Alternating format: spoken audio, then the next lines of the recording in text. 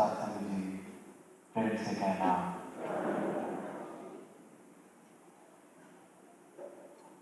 आज श्री ऋषिकेश ऑडिटोरियम में मुक्ति पर्व के अवसर पर आप सबके बीच शामिल होने का ये मौका मिला है। तो ख्याल दास का 5 साल पहले की ओर जा रहा है, जहाँ पहली बार इस देश में सदगुरु माता सिवेंद्र हरदेव जी महाराज के साथ आने का अवसर मिला था। और इसी ऑडिटोरियम में 2018 में मानव एकता दिवस उनकी हजूरी में हम सब उसमें शामिल हुए और भाव यही दिल में आ रहे थे कि आज जिक्र भी उनका निरंतर हम सुन रहे हैं, उनकी शिक्षाओं का, उनके जीवन का, और दिन भी ये मुक्ति पर्व। और जब भी मुक्ति पर्व समागम या मुक्ति पर्व शब्द की बात सुनी तो अक्सर संगतों में ये सुना कि इसको दिवस नहीं कहा गया मुक्ति दिवस, इसको मुक्ति पर्व कहा गया। और पर्व का मतलब एक उत्सव होता है, एक त्योहार। मुक्ति पर्व translates to a festival, a celebration. तो ये चिताया गया कि ये जो जीवन मिला है ये वाकई एक उत्सव बन सकता है, ये वाकई एक त्योहार की तरह जिया जा सकता है। The life that we have been blessed with can truly become a celebration, can truly become a festival. और आज इसीलिए जिन संतों ने जीते जी अपने जीवन को एक त्योहार की तरह, एक उत्सव की तरह जिया, मुक्त होने के बाद, जीवन मुक्त होने के बाद, उनका हम जिक्र करते हैं। और जिनके करके, जिनके एहसानों के करके ये पॉसिबल हुआ, ये मुमकिन हुआ उन लाखों जीवनों के लिए अपने जीवन को उत्सव बनाना, उनका भी जिक्र। शहनशाह जी का, जगत माता जी का, निरंकारी राज माता जी का, सदगुरु माता सिवेंद्र हरदेव जी महाराज का। तो जिक्र तो हम जितना भी कर लें, शुक्र भी हम जितना मर्जी कर लें, पर ये रोम रोम करजाई के इस तपते जलते संसार के अंदर ये बताया, ये विश्वास दिलाया अपने प्रेम से, अपने ज्ञान से, अपनी ठंडी छाया से कि जीवन वाकई एक उत्सव बन सकता है, ये जीते जी मुक्त हुआ जा सकता है। हम सब ने बहुत करीब से माता सिवेंद्र जी को देखा, उनके प्यार के पात्र बने। और दास अक्सर यही महसूस करता है कि बिल्कुल जैसे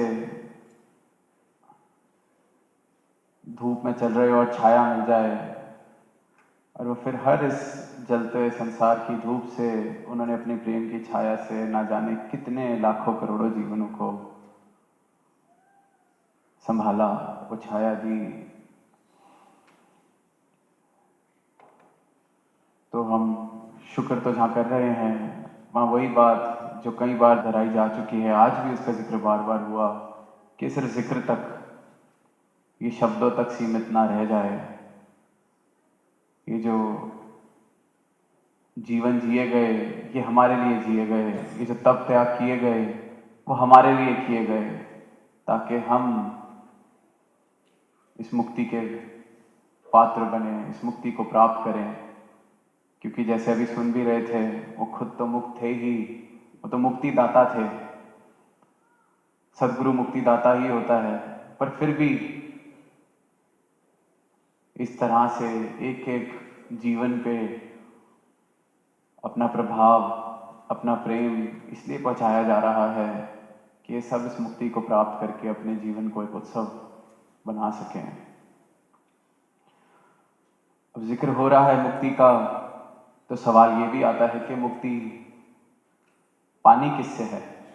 when we talk about freedom, when we talk about liberation, what do I need to free myself from? मुक्ति पानी किससे है? तो दास को लगता है कि इंसान को अपने अंधकार से मुक्ति पानी है। इंसान ने अगर अपने अंधकार से मुक्ति पा ली तो फिर जीवन उत्सव ही है, रोशन ही है। Man has to free himself from his ignorance. But the plight, the tragedy is that man does not know he is ignorant. Man does not know that he is living his life in darkness. इंसान इस बात से बिल्कुल बेखबर है कि उसका जीवन अंधकार में चल रहा है, कि वो अंधकार में जी रहा है। तो एक तो इंसान सोया हुआ ऊपर से सपना ले रहा है और उसको पता ही नहीं कि वो सो के सपना ले रहा है।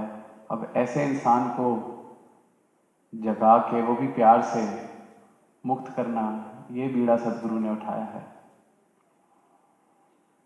तो अंधकार से मुक्त होगा कौन?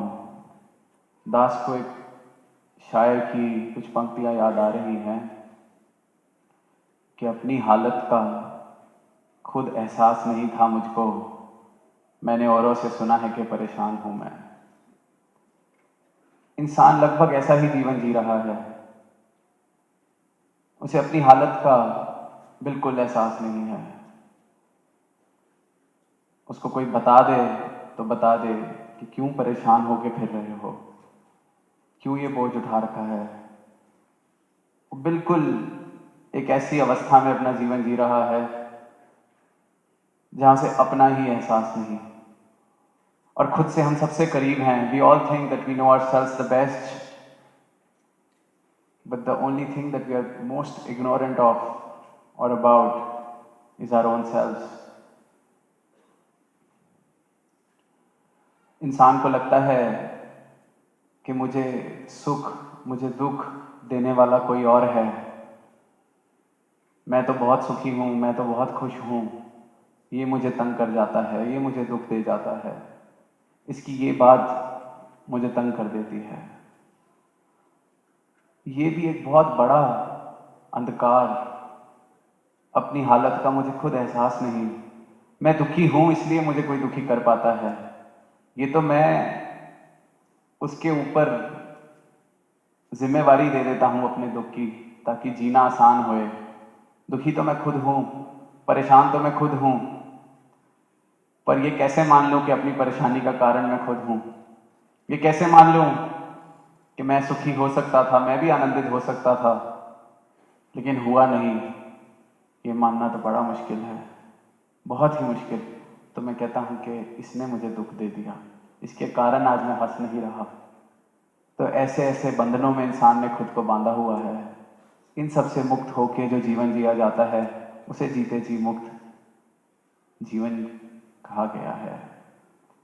एक छोटी सी कहानी दास को याद आ रही है कि एक बस में कुछ लोग रोज अपने ऑफिस जाने के लिए ट्रैवल करते थे, उसी बस में सफ़र करना। तो जब सेम समय पे बस ली जाती है लगभग सेम एरिया में, तो कुछ चेहरे ऐसे हो जाते हैं जो उस बस में रोज मिलते हैं। ड्राइवर भी उन्हें पहचानने लगता है, कंडक्टर भी उन्हें पहचानने लगता है, पैसेंजर्स भी आपस में पहचान लेते हैं एक दूसरे को। तो उस बस में दो ऐसे ही व्यक्ति थे जो वो सफ़र हमेशा साथ करते।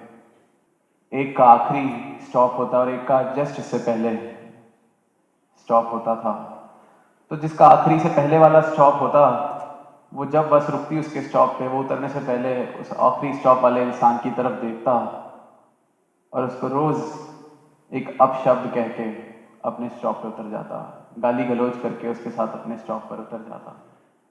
और ये रोज लगभग सिलसिला। और जिसका आखिरी स्टॉप, वो उसकी तरफ देखता, मुस्कुराता और फिर अपने सफर को तय करने लग जाता। अब जब ये कुछ दिन चलने लगा सिलसिला, तो बस के ड्राइवर ने आखिरी स्टॉप वाले इंसान से पूछ लिया कि मुझसे अब रहा नहीं जा रहा, बहुत महीनों से इसको देख रहा हूं, मैंने कहा आपसे पूछ ही लूं कि ऐसा क्या किया है आपने, या ऐसी क्या परेशानी है आप दोनों के बीच में कि वो रोज आपको गाली देके जाता है, रोज अपशब्द कह के जाता है, रोज आपका अपमान करता है। तो आखिरी स्टॉप वाला इंसान कहता है, ये मुझसे नहीं, ये तो आप उससे पूछिए, मुझे क्या लेना देना इस बात से। अपशब्द वो कहता है, गाली वो देता है, परेशान वो होता है, इसमें मैं कहाँ आ गया बीच में? मेरा तो इस बात से कुछ लेना देना ही नहीं है। वो देता है और चला जाता है, मैं तो उसको जानता भी नहीं, मैं तो उसका नाम भी नहीं जानता। पर हम जिस तरह की अवस्था में जीवन जी रहे हैं, हम कारण ढूंढ रहे हैं। जिस कारण का मुझसे कुछ लेना देना भी नहीं है, मैं उसको भी अपने जीवन के दुख का कारण बना रहा हूं कि मैं इसलिए दुखी हूं, मैं दुखी हूं इसलिए दुखी हूं, किसी की वजह से दुखी नहीं हूं। मैं सुखी हूं तो अपनी वजह से सुखी हूं, किसी और की वजह से सुखी नहीं हूं। और फिर सदगुरु अपना ब्रह्म ज्ञान जब देते हैं, अपने चरणों में जब मुझे जोड़ लेते हैं, तो मुझे सुख और दुख दोनों से पार की अवस्था भी प्राप्त हो सकती है, हो जाती है। अवतार गुरुदेव चरण जे पूजे, जीवन मुक्ति पाएगा। कि सदगुरु के चरणों से ही ये सुख दुख के पार भी जीते जी। इस टूर पे अक्सर दास से नौजवान पूछते हैं कि मौत के बाद क्या, किसी ने देखा थोड़ी है, किसको पता है, who knows about life after death. तो जवाब यही आता है कि who cares about life after that, we have been given this life right now, we have to liberate ourselves right now, the salvation that the Sadguru has given us is right now. Satguru ने अभी मुक्त करने से मुझे ज्ञान दिया है, अभी मुक्त करा है। मैं मुक्त था या मुक्त हो जाऊंगा, ये भ्रम भी मेरे अपने बनाए हुए हैं। ये आने वाले सपने कि मैं मुक्त हो जाऊंगा, मैं मुक्त हूं कि नहीं, सदगुरु तो इस बात पे मुझे लेकर आते हैं कि तू अभी मुक्त है तो तू मुक्त है। पर मैं अपने अंधकार में, अपने भ्रमों में, तो अपने अंधकार से इंसान अगर मुक्त हो जाए कि मेरा जीवन किसी ने नरक कर दिया है, मेरा जीवन किसी ने स्वर्ग कर दिया है, मैं अपना स्वर्ग अपने साथ लेके जाता हूं जहां जाता हूं, मैं अपना नरक भी अपने साथ लेके जाता हूं जहां जाता हूं। वरना कोई नहीं मेरे स्वर्ग में आके नरक कर सकता उसको। अक्सर हम सुनते हैं कि स्वर्ग का नक्शा बन जाता है जिस घर भी बस जाए नाम।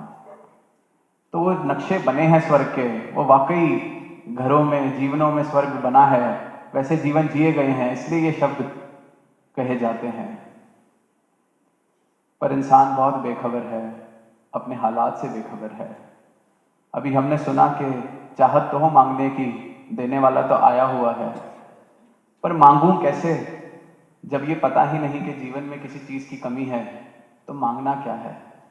बहुत धनवान हूं, बहुत अकल है, बहुत शौहरत है, बहुत दौलत है, कमी ही नहीं किसी चीज की, अब मांगना क्या है। डॉक्टर भी उसी का इलाज कर सकता है जो पहले समझेगा खुद कि मुझे कोई बीमारी है। जब मैं ठीक ही हूं तो मुझे कोई और ठीक क्या करेगा। अपनी हालत का खुद एहसास नहीं है मुझको, औरों से सुना है कि परेशान हूं मैं। इंसान को ये मालूम ही नहीं कि मैं बीमार हूं और मुझे इलाज की जरूरत है, क्योंकि वो इतना राजी हो चुका है इस बीमारी से। क्योंकि आसपास जिसको देखता है सभी ये बीमारी लेके घूम रहे हैं, तो उसको लगता है कि सभी तो हम एक जैसे हैं। बीमार तो मैं तब होता जब अकेला बीमार होता। जो सही बात कर रहे हैं या अलग बात कर रहे हैं शायद वो बीमार होंगे। तो अपनी बेखबरी से मुक्ति मिल जाए तो जीवन मुक्त हो जाता है। निर्धन के धन राम अक्सर सुनते हैं, पर अपनी निर्धनता का एहसास तो हो कि मैं निर्धन हूं। मुझे तो लगता है जितनी उपलब्धियां मेरे पास हैं और मिल जाएं और मिल जाएं। निर्धनता अगर समझ आती है तो ये समझ आती है कि अगर मेरे पास 100 है तो सामने वाले के पास 1000 है, तो वो 900 की निर्धनता है। पर जिसे ये समझ आ जाए कि ये 1000 हो जाए करोड़ हो जाए, करोड़ों करोड़ हो जाए, पर मेरी असली निर्धनता तो मुझे पता ही नहीं चली, मैं ये था ही नहीं। तो जिसे अपनी असली निर्धनता समझ आ गई, होवे चाहे लख भावा वाला, तावी ते छुटकारा नहीं, शहनशाह जी लिखते हैं। सब कुछ मिल जाए तब भी तो छुटकारा नहीं, पर ये पता तो हो। और जिसे ये समझ आ गया कि सब कुछ होने के बावजूद भी मैं निर्धन हूं, तो फिर राम तो दूर है ही नहीं। असली राम नाम दौलत वो तो तैयार बैठी है, सदगुरु तैयार बैठा है। पर इस बात का एहसास तो हो कि मैं निर्धन हूं, तभी तो शीश झुकेगा। तभी तो शहनशाह जी लिखते हैं कि नाम दी दौलत देकर चाहो, सतगुरु का सत्कार करो। शीश झुका के कहो सतगुरु नु, मेर मेरी सरकार करो। शीश झुकेगा कैसे जब तक ये समझ ना आए कि किसी काम का ही नहीं है शीश। ये झुक जाए और नाम की दौलत मिल जाए तो झुकाने में तकलीफ ही क्या है। दर तेरे ते मंगता आया, झोली पा दे जीवन दान। प्यार अपने नाल भर दे कासा, करके रहमत ते एहसान। अपनी निर्धनता का एहसास होगा तभी तो हाथ फैलाएंगे मांगने के लिए, तभी तो मंगते बनेंगे। अभी तो अहंकार को ठेस पहुंचती है, मांगना पड़ेगा। मैं मांगता, हमें पता ही नहीं हम किन किन बंधनों में खुद को फंसा के बैठे हैं, किस अंधकार में अपना जीवन जी रहे हैं। तो इंसान अगर अपने अंधकार से, अपने भ्रमों से मुक्त हो जाए तो जीवन मुक्ति है। और ये मुक्ति सदगुरु एक क्षण में झोली में डालते हैं। डाली है लाखों के, हाँ जितनों को हमने सुना उन्होंने इस मुक्ति को प्राप्त किया है, जीते जी मुक्त खुद को महसूस किया है। लाखों संतों का जिक्र, लाखों जीवन हमने ऐसे देखे। पर इंसान अपने भ्रमों में बहुत खुश है। और दास अक्सर एक बात कहता है कि भ्रम इंसान पालता ही इसलिए है क्योंकि जीवन जीना आसान हो जाता है। जीवन में एक सुकून मिल जाता है अगर भ्रमों का सहारा मिल जाए। एक बार दो जानवर, एक कुत्ता और एक बिल्ली, ठीक ठाक दोस्ती थी, एक दूसरे को तंग नहीं करते थे, तो आपस में थोड़ी बहुत बातचीत थी।